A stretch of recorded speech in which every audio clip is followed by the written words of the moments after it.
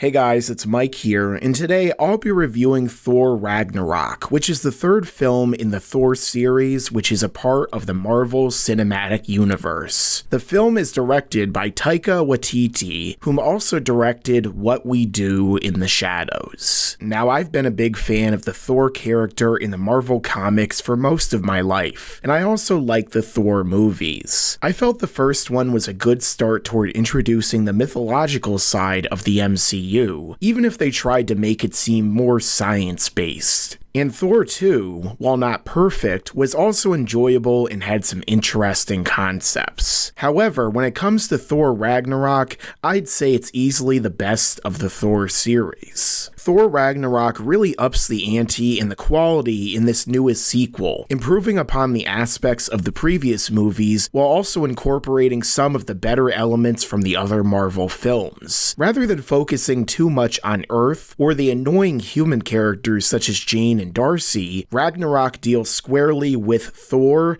the Asgardians, and the other cosmic characters. And it takes a series which many have seen as boring or weak and makes it incredibly fun. And that's what this film really seems to be going for. Now let's talk about the plot of this film. Hela, the goddess of death, has come to Asgard, looking to conquer all in her sight, and not even Thor and Loki stand any chance of stopping her. Meanwhile, as she's amassing her power, Thor is trapped and enslaved on a planet run by the alien being known as the Grandmaster, who places Thor in a gladiatorial arena. There he must find a way to overcome the odds and escape this world so he can stop Hela and prevent Ragnarok, the Asgardian apocalypse which seeks to destroy his kingdom and people. This plot and this film take a number of storylines from the comics and combine them together, mainly the Ragnarok storyline where the demon Surtur seeks to destroy Asgard, and the Planet Hulk storyline where Hulk crash lands on a gladiatorial world and becomes the warrior champion of its people. These were storylines I was really hoping Marvel would explore, and a Planet Hulk movie has been rumored for ages, so seeing this play out was a lot of fun, and it also served to up the stakes for this movie, as if Thor fails, it could lead to the destruction of his home and a dark fate befalling the entire universe. And let's talk about Thor. Chris Hemsworth is once again great in this role, and the material he has to work with is far more favorable towards his character, and that seems to be a major part of this film, taking Thor to that next level. It's very akin to Winter Soldier, where Captain America had an alright first movie before that, but his character wasn't really cool or as big of a deal as he could be. However, once Winter Soldier came out, he became a hot commodity, and people wanted to see what happened next for him. I think that's the likely outcome for this movie for Thor as well, as he's not only fun, but he's also badass and used in far better ways. As we saw in the trailer, Thor doesn't have his hammer anymore,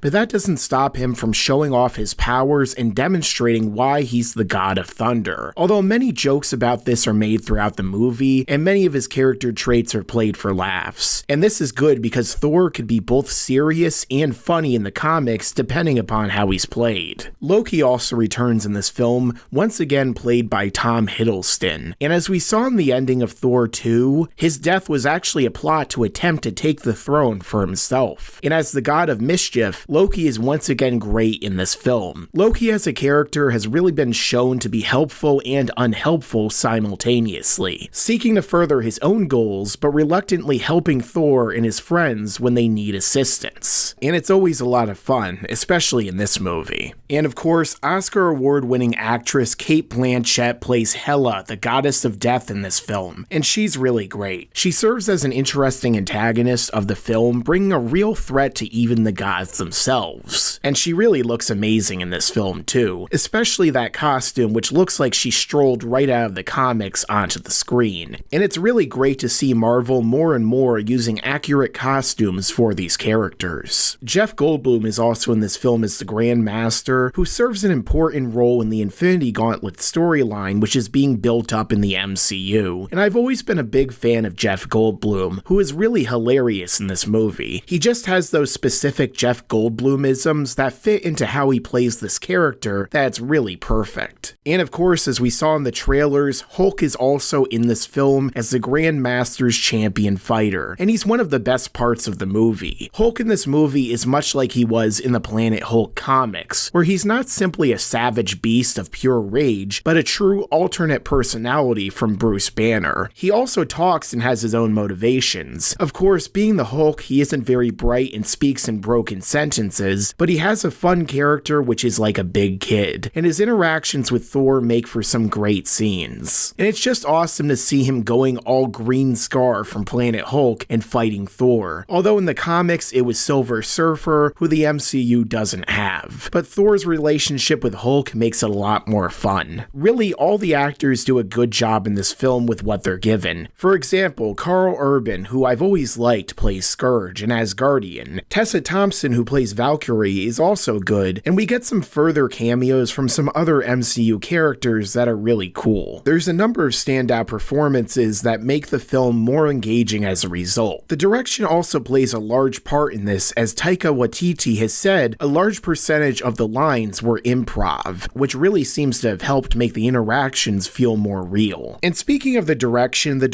and visuals of this film are really great at times. The world Thor finds himself in feels a lot like a combination of Mad Max and The Fifth Element, while Asgard and the other realms are feeling more like Middle-earth every time we see them. This film really did a great job further fleshing out the greater world of Marvel and making it feel alive. And that's something that really helps immerse you in a film and make you feel like you're on a journey with the characters. So that's a plus for this movie and the MCU as a whole, as each film really adds another piece of the overall picture, even when it might seem unrelated. Another thing that was really good and helped with the overall fun factor of the film was the soundtrack. The Immigrant Song by Led Zeppelin is in fact in the movie, and the overall score works with the film. Many of the MCU films have had forgettable scores, but after Guardians of the Galaxy, the music has definitely become a bigger deal in these movies, even if it doesn't always fit in as smoothly into the story as that did there. And another big positive for me again has to be that they cut down the human parts considerably. Natalie Portman is nowhere to be found here, and that's a big plus for me since she and Kat Dennings were two of the worst parts of the last two Thor movies and really needed to go if this movie was to be as good as it is. And for any negatives, I'd say this film feels tonally inconsistent at times. While this film is definitely fun and there's a lot of comedy, there is perhaps too much comedy at times, or at least the comedy is in too close of proximity to serious scenes. At times, we go from a funny scene to immediately into something that's supposed to be serious and then jump back into more jokes and gags. While comedy can be and is fine, you have to establish a more concrete tone in your film and give people some time to really let things sink in. This has been a problem in some other Marvel films, namely Iron Man 3 and Guardians of the Galaxy, where almost everything is played for laughs, and at times the serious moments don't entirely mesh together as a result, and it almost makes it feel like you're watching two different films. Neither the funny nor serious scenes are bad in and of themselves, but they just don't flow together as well as they could have. Also, some characters in this film feel like there isn't enough focus placed on them. The biggest example of this is Hela, as while she's great when she's on screen, she really isn't on screen enough as most of the film deals with what's happening in the Grand Master's world. And much of the time, what Hela is doing isn't directly having an effect on Thor where he is. Not a huge problem, but with a character like hers, I'd have liked to see her do even more than she did. And as to be expected, this film has a lot of CG. There's CG characters, environments, powers, you name it. And sometimes it is a bit much and feels a little too unrealistic. But I don't exactly go into a Thor movie expecting realism, or a Christopher Nolan film where almost everything is in camera, so it works for the film in the context of what we're watching. So overall, Thor Ragnarok is another great addition to the MCU and the best film in the Thor series thus far. It's a lot of fun, and that's really what they were going for. The goal was to make Thor fun, and that's what they succeeded at. Is it the best movie in the Marvel Cinematic Universe? I wouldn't say so, but but it's still a movie I definitely say is worth seeing in theaters. I'm going to give Thor Ragnarok an 8